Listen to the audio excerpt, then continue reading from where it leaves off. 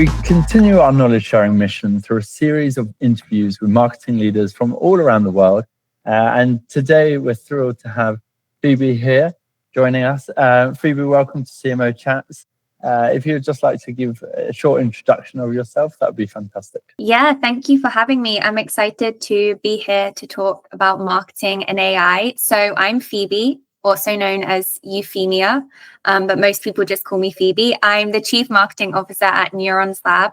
So we are an AI consultancy primarily focused on supporting companies in financial services on their AI journeys with a range of services and solutions. And could you just tell me a little bit more about maybe your role in Neurons Lab, maybe as well a little bit more introduction about sort of what you've been previously doing in the marketing space as well. I always feel like a CMO role is quite multifaceted and it's different depending on the company that you're at. But within Neurons Lab, what I do is I essentially take care of growth from the demand generation and lead generation perspective. But I'm also heavily involved with brand positioning and then obviously management of the marketing team. And I would say recently, one of the challenges or let's say initiatives that we're working on is really looking at building up our growth engines. So these growth engines, the goal is to build them up so that they can consistently generate leads for us in a predictable way. Because I think a lot of companies struggle in the earlier stages with lead generation. So being able to really have these like channels that are mature and built up and that you can depend on becomes really important when it comes to scaling.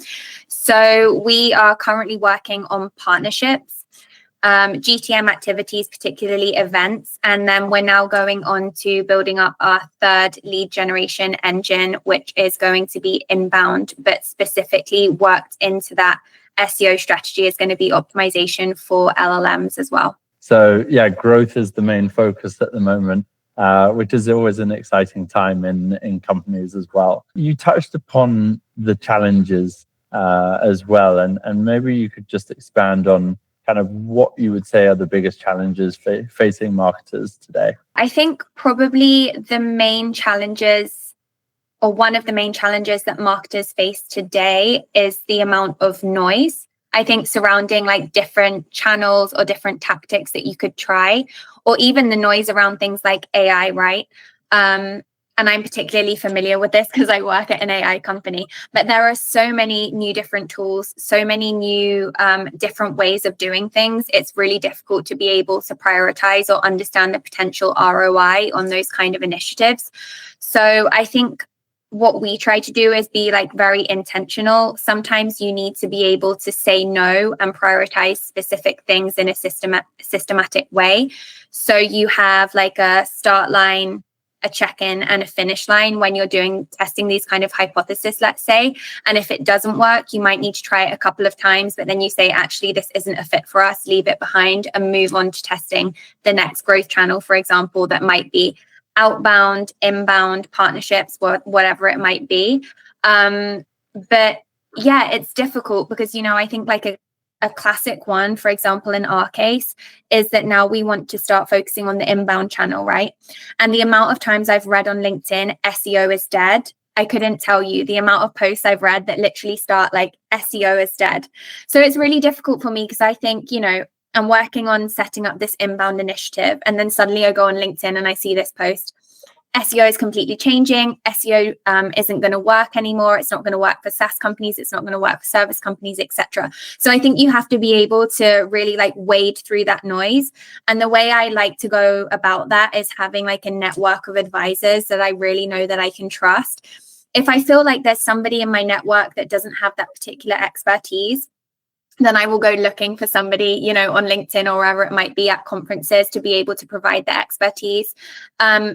If it's, more informal, like maybe it's a contact that I've had previously that we're just catching up for a coffee, talking about, for example, in this case, the inbound strategy, or whether it's like a specific agency that we need to find to bring us that expertise. I think a lot of marketers these days are nervous to say, I don't have the answer, when actually I think these days it's unrealistic that we would all have the answer to everything, especially in such a fast moving market. I mean, as I mentioned, like we operate in AI, it's literally changing, if not every day, every week, and definitely every month, so not everybody has the answers to everything. It's important to have those contacts that you can depend on to get trusted advice when you need it. Yeah, that's awesome. And yeah, there's a lot of things that you spoke about just then. A lot of it I agree with, and I definitely see a lot around that SEO is dead.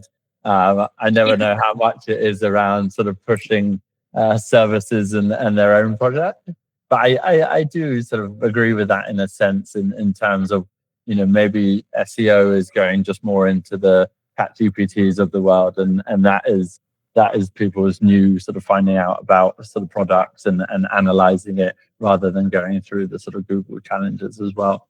We operate within an ecosystem of marketers. So naturally, marketers are usually good at marketing themselves, which makes the noise even difficult to distinguish, because it's really, it's hard to know who is really providing good advice and expertise and who is kind of pushing their own agenda for personal brand or whatever it might be. But there is real value in a lot of what people have to say on LinkedIn and all of these multiple channels where they're sharing this advice. But I think it's important to know, well, to firstly not be overwhelmed by it, and create kind of like your own toolbox or your own system to understand like how to distinguish between the noise and actually really valuable insights. Definitely. I think there's a lot of content coming out daily, and I think maybe it's sort of, again, what you touched upon in that building networks and making sure you're reaching out and trying to partner with people's expertise, because firstly you understand the genuine value that people bring and what you can give to people, and it's that sort of human to human relationship. Even though they might be able to post on LinkedIn, you can get the sort of the real deal from them.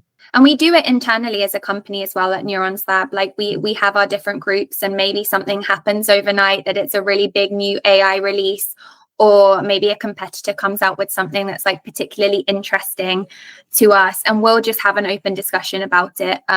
So I mean, you can build those networks like within the company that you work at, and also like within your domain, let's say, like connecting with people at conferences, over LinkedIn, wherever it might be. Now, just a question on sort of success and how you would define it.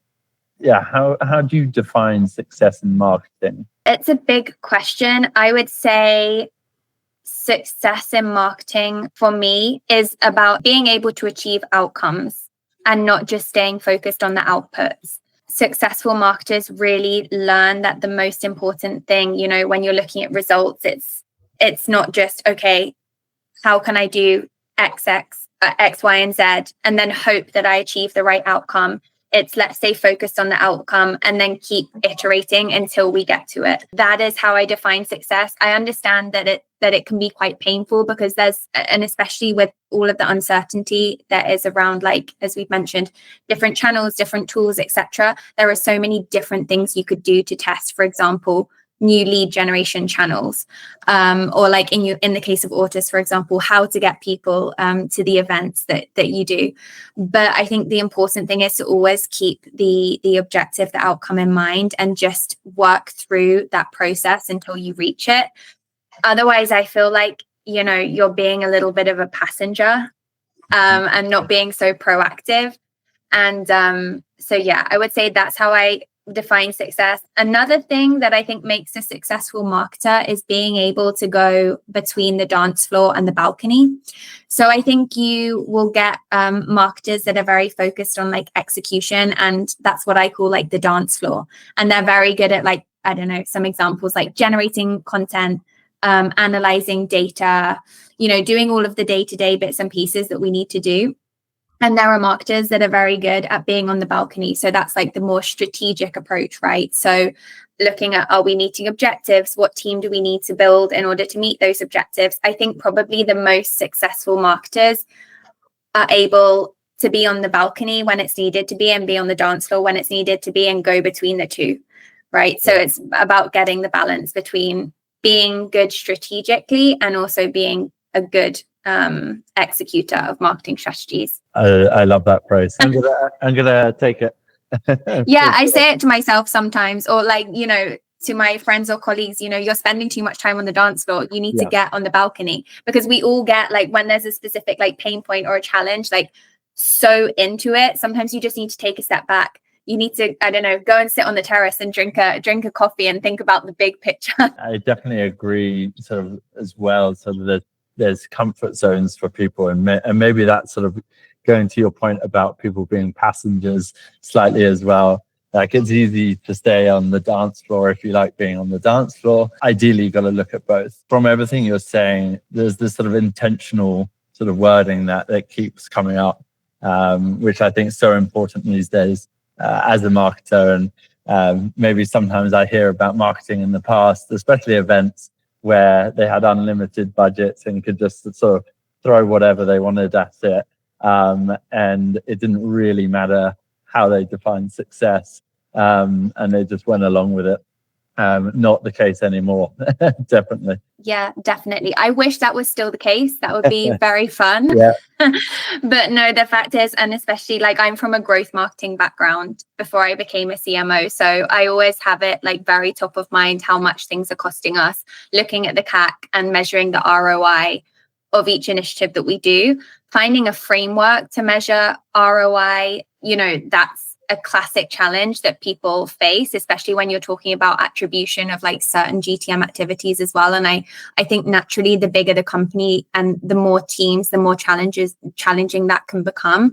But I think we do always need to be aware of the kind of ROI that these different activities are bringing. And if it's not ROI necessarily, then what other value are they bringing, and what way are they contributing to the outcomes? As I mentioned before, we can't treat these events as just outputs, like, oh, we're going to do 5 events just because we feel like doing 5 events, or we think that they might somehow, add to our brand. I think those days are over. It's really about what can these events do to actually move the needle on the objectives that we have, both as a marketing team, but then also how do they align to the overall company strategy. And that's when I come back to the growth engine idea. For me, like, setting up these growth engines is really about that. So the GTM events have been a really important growth engine for us. And, Ortus and Neurons Lab, along with AWS, we've done a few events together. And I think it's been a really interesting process of setting up that growth engine, but also taking learnings. So as we go on to the next step, it's like, okay, maybe that growth engine is set up, but how can we improve it? And there have been so many different learnings that we've had from doing those events that I think are going to get us closer to the outcomes that we want. Well, you always hope to learn and tweak and get better every time, and use the tools around you. So that's great. Maybe, just on sort of further on the success and maybe building out some specific campaigns. Is there any successful sort of pieces or campaigns or events that you've run that you're particularly proud of, and maybe sort of could you give us an understanding of what worked so well in them, and why they got the delivered outcome? So coming back to these GTM events, I would say the best one we did was the one in Vietnam, the second event in Vietnam. And the main learning that we had from that is you need to provide a unique and memorable experience for the leads or customers that attend these events. We did it in this really amazing restaurant, which I think it was called the Log Restaurant. And I just know it had the right atmosphere to really engage the attendees and that they had a really positive experience. And I think then that stays with them. They then connect that experience to Neurons Lab, like in the long run, and it naturally builds on the Neurons Lab brand. Whereas when we look at doing event in maybe like more of like an office space or something less memorable, it's not such a positive experience for them. I mean, I'm hoping they're always learning something and getting value out of it, but we really want to do things that people are going to enjoy and that it's going to be, a really valuable experience to them, and then that we can build on that. And I think that in Vietnam, we really saw that happen in terms of engagement was higher. It was easier to follow up with the contacts. And then in terms of the another initiative that we're doing that I'm kind of excited about, but I can't say too much about it yet because we're just starting, is the optimization for LLMs, because it is so cutting edge. Coming back to SEO is dead. I think SEO has just changed. It's evolved, which is natural. And so we're really hoping to kind of pick up on the momentum and optimize for LLM search, because we think it's where a lot of our key buyer personas are looking for AI solutions. And if they're looking there, we want to be well positioned there, make the journey as easy for them as possible, so that, we come up and that they can easily contact us and hopefully start working together. Well, yeah, I look forward to hearing more about that, and obviously, getting that more out into the open in due course. I can't say too much at the moment. Marketing secrets, but hopefully. Exactly. You got to keep a few cards up your sleeve. Yeah, exactly. Nice. But yeah, I think with those events, sort of small touches and memorable moments, I think, it is very important these days to have those tiny focal areas on many sort of points, whether it be a nice venue or just a little touch here and then. We know the buyer sort of persona has become, the options are so much more now, and how you can create that point of difference and that spark in someone, I think is very important. So it's great that you're looking to do more of that for sure. Yeah. And I think a lot of the time we say, like ABM, for example, we say, I want to work with this organization, or I want to work with that organization, and that's my goal. And a lot of the time we miss out the people side of it. It's actually, I want to work with this person within this organization, and how can I provide a really valuable experience for them? Not just try to get the organization as a logo on our main presentation or whatever it might be. Like, it's really about connecting with them and doing something valuable for them and their teams. And I think that's how you build those genuine connections. Right.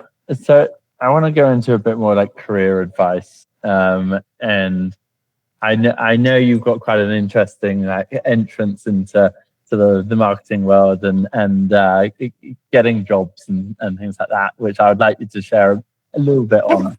But it would be good to understand kind of what career advice that you would give to anyone starting out in the marketing industry. So you're right, I have a bit of a strange story in that one of my first jobs in marketing, I literally walked into their office with a CV, which is funny because you always see these memes of mums or aunties or whoever it might be saying, go and walk into some physical offices with a CV. And everyone's like, nobody does that anymore. I actually did that, which is a really strange thing, and it led to a job. So who knows? Maybe it's still worth it, but that was a good few years ago now. But what I would say when it comes to career advice as a marketer is learn to brand yourself first. If you can't brand yourself, then you probably can't brand a company.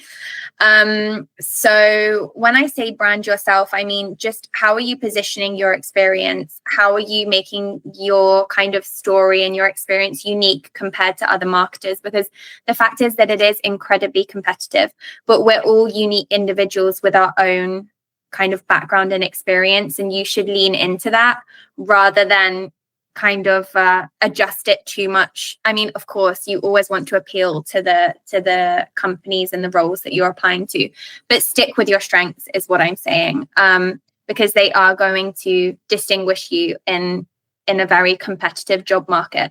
And I feel like, and this is something, I'm not sure it's luck or whether it's because I've always kind of stuck to my guns, but that way you will find the right opportunities and the right opportunities will find you.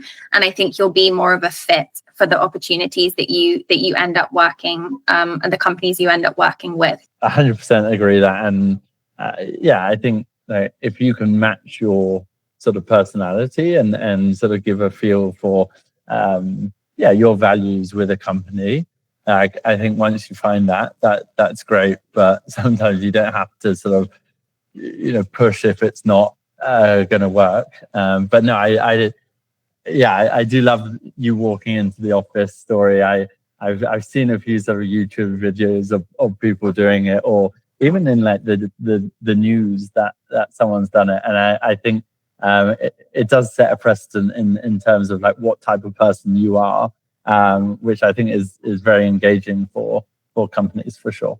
Yeah, and it just turned out at that particular company, well, it's called Bridge for Billions. And I had a great experience working with that company. I worked with them for nearly 3 years, actually, in the end. And one of their key values was grit.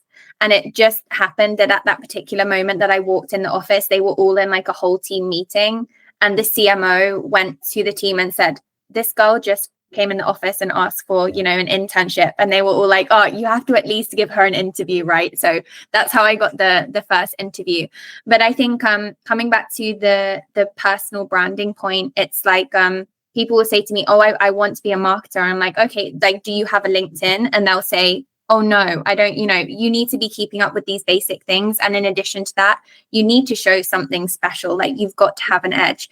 And I think thinking about it from that perspective helps you develop the critical thinking that is so important in marketing. Marketing is all about critical thinking. And then as you kind of move up in marketing, it becomes about critical thinking and decision making. And I think starting with yourself and how people perceive you and how people perceive your own personal brand is a really good building block, because then when you go on to work for a company, you're not doing marketing initiatives because you like them or for the sake of it. You're doing it because that's what's going to impact your target audience and bring value to them. So you start to see yourself from the outside in rather than the inside out. And what's a piece of traditional marketing advice that maybe you've heard that doesn't really apply to modern day CMOs or marketing leaders? Oh, definitely that marketers do coloring in, and that's all they do. I thought that was the people in geography. Oh yeah, maybe I got it wrong. No, but I think there's this perception that all marketers do is like, I don't know, dilly-dally and just live in this like flowery world of like, branding, and branding is very important, by the way. But I think the CMO role is holding more gravity, or any kind of marketing role is holding more gravity these days. And it's really about growth. Even if you're on the brand side of things, it's still connected to growth. And I think the C-suite have worked that out, and now it is a really important role within the C-suite and within teams. And I'm really happy about that, because I think now marketers really get a chance to bring their perspective to the table. Whereas I think before, because there was this perception that, maybe they didn't deal with such serious topics, that their opinion, wasn't as valued as other roles in the C-suite. Whereas now I think a lot of marketers are actually very like analytical, critical thinkers.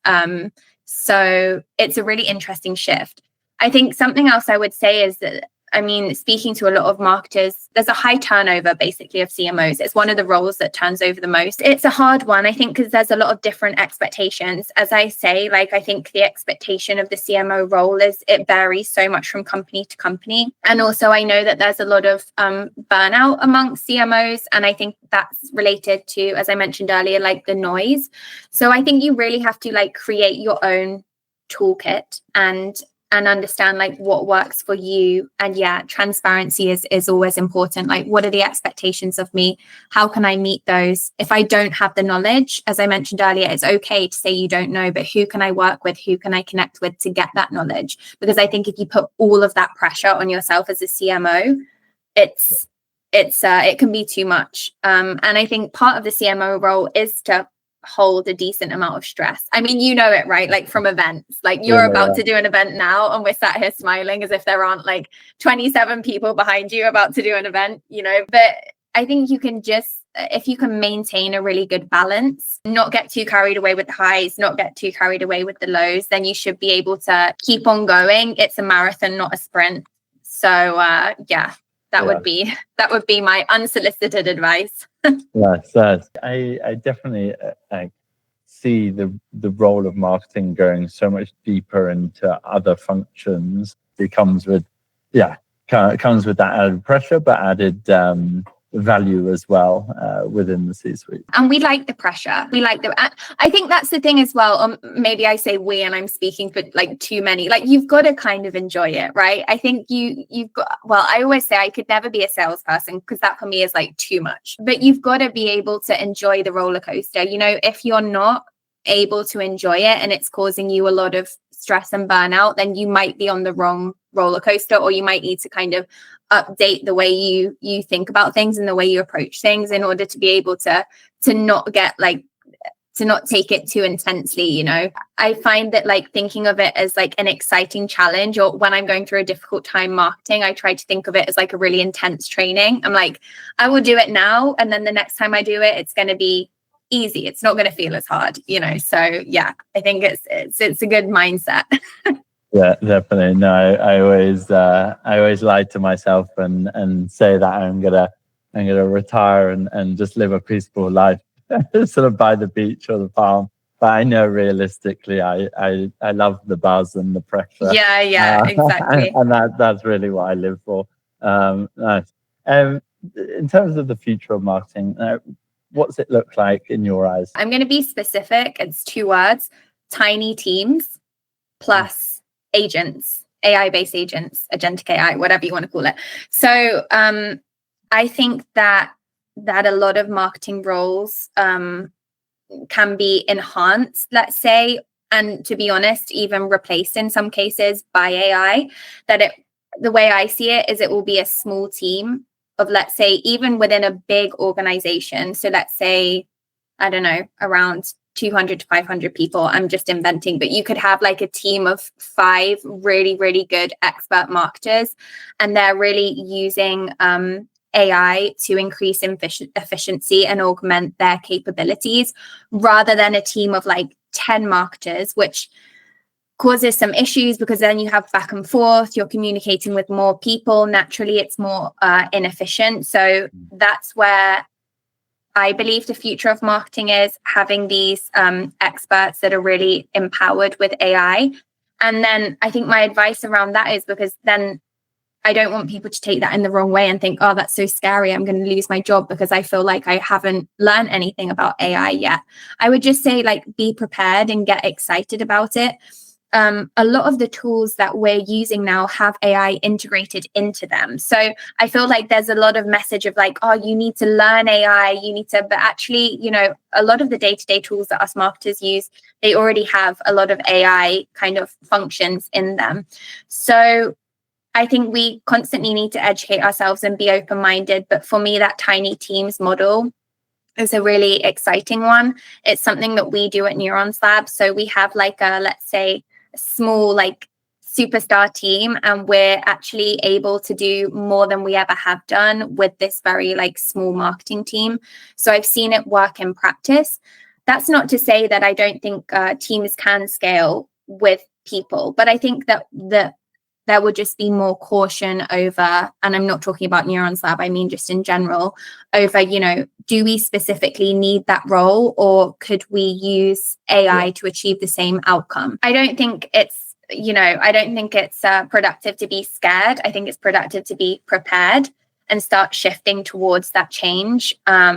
Because it's coming. I mean, it's already here. AI is here. It's not a thing of the future anymore. Right. This is the last and hardest question. How would you describe the role of the CMO in one word, and why? I would describe the role of the CMO as evolving. That would be my word. I mean, it's what we've discussed, right, in terms of it's changing so much. And you've just got to keep an open mind, and not be too put off by the fact that, you know, if you have a certain vision, there might be certain obstacles or things that are out of your control that come into that vision that you weren't quite expecting, and you're going to have to go with the flow more. I think that the days of thinking, you know, there's like some kind of traditional career ladder that you kind of need to take like certain steps to get to a certain point are over, and that really there are so many different ways to arrive at, like, I don't know, a CMO role or a marketing role. So yeah, I would say evolution, also because of AI, as we've just discussed. But I know even you, like on the changing, I know you're not a marketer, but in terms of how you came to do your role, like you have a really interesting backstory, right? Which I don't know if you want to share, but yeah, I would just say that you kind of have to go with the flow, which sounds very airy fairy, but there's a high level of uncertainty now. with AI and on a broader scale in general with what's going on in the world and the economy. So you've got to be able to be a critical thinker, advocate for yourself, and yeah, I think that's how we'll all become like better, stronger marketers, even with new technologies like AI. Yeah, I agree with that, and I think you only have to. I suppose the thing that's sort of in the news at the moment that kind of showcases how I think options are open to anyone, and if you embrace it, you don't have to go through the traditional career ladder. You can be offered ridiculous sums of money to join Meta at like 24 and it's really on like value proposition, and I think that's really exciting, and yeah, like how you can evolve into those roles. It puts a lot of opportunity there that might have been glass ceilinged on like age or time in company or things like that as well. Exactly. And the way I think about it now as well, there are so many options. So you might as well do what you like doing. And I feel like that's an age-old piece of advice, but it's more true now than it ever has been in terms of, we have our computers, you can work from anywhere. Now that AI is in the picture as well, you might as well pick something that you like doing. And if that's marketing, I hope that people aren't kind of put off by the previous traditional structures that have existed, and that actually and this is something else to consider, that like the generations of marketers can kind of add together to build on each other's strengths, because it's true that like marketers within a certain age group are going to be very different to the younger marketers coming in that are like Gen Zs and even younger now. So it's like, how can we all kind of like combine our different skills and knowledge to really like, I guess, push the profession forward? I think there's a huge passing of the baton both ways, which is very exciting. It's like, if you look at TikTok, for example, like I don't have TikTok, but I'm well aware that, younger marketers probably do. And they're using it in ways that I would never even think to use it, and having a lot of success with it. So things like that. Yeah. No, it's really interesting. But awesome. Well, thank you so much for joining CMO Chats. It's been a pleasure to speak to you. Thank you for watching CMO Chats by the Ortus Club. Catch my full interview on Spotify.